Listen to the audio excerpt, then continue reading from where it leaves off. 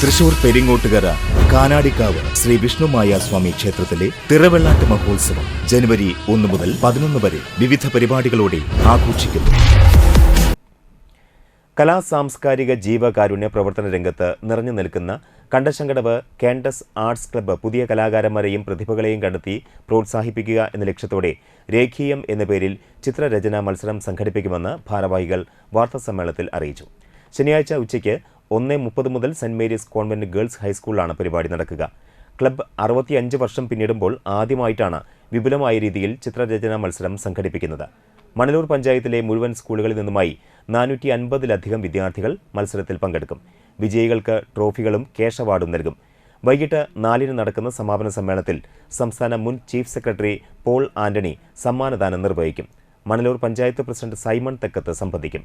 വാർത്താസമ്മേളനത്തിൽ club president Thomas Thottungal, secretary CT Ando, രക്ഷാധികാരി AP Jose, vice president Joseph Pallikkunnath എന്നിവർ പങ്കെടുത്തു.